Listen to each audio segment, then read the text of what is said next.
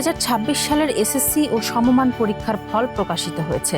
10 August সকাল 10টায় সারা দেশের 11টি শিক্ষা বোর্ডের ফল একযোগে প্রকাশ করা হয়। শিক্ষা মন্ত্রণালয়ে আয়োজিত অনুষ্ঠানে আনুষ্ঠানিকভাবে এই ফলাফল উদ্বোধন করেন শিক্ষামন্ত্রী আ.ন.মা এহসানুল হক মিলন। এবছর পরীক্ষায় অংশ নিতে 18,57,000-এর বেশি শিক্ষার্থী ফর্ম পূরণ করেছিল।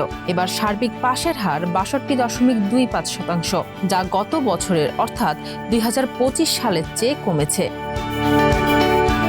পরিসংখ্যান অনুযায়ী এবছর সব বোর্ড মিলিয়ে মোট পাশ করেছে 11,38,877 জন পরীক্ষার্থী। অন্যদিকে অকৃতকার্য বা ফেল করেছে 6,90,608 জন শিক্ষার্থী। দেশ জুড়ে মোট GPA-5 পেয়েছে 1,16,676 জন। সারা দেশে 669টি শিক্ষা প্রতিষ্ঠান শতভাগ পাশের গৌরব অর্জন করেছে।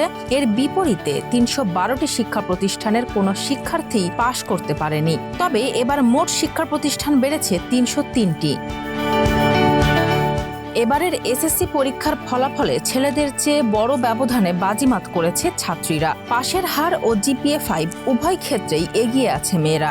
মোট উত্তীর্ণ পরীক্ষার্থীর মধ্যে ছাত্রের চেয়ে 1,07,982 জন ছাত্রী বেশি পাশ করেছে। এছাড়া সার্বিকভাবে ছেলেদের চেয়ে 19,009 জন বেশি ছাত্রী GPA-5 অর্জন করেছে।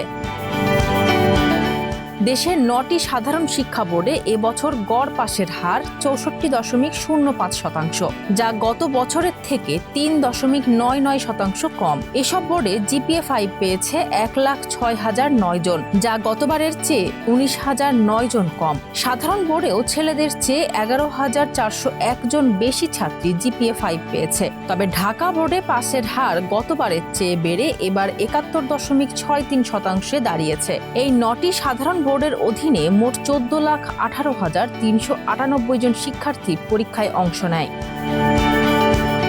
মাদ্রাসা শিক্ষা বোর্ডের অধীনে দাখিল পরীক্ষায় এবার 55.49% শিক্ষার্থী পাশ করেছে, যা গতবার ছিল 68.09%। প্রাপ্ত তথ্য মতে দাখিলে 1,34,660 জন পরীক্ষার্থীর বিপরীতে পাশ দেখানো হয়েছে 1,64,797 জনকে।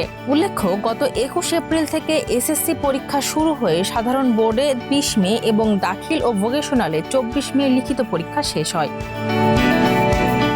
Desk report, Farzana Hasin, Manabkantha.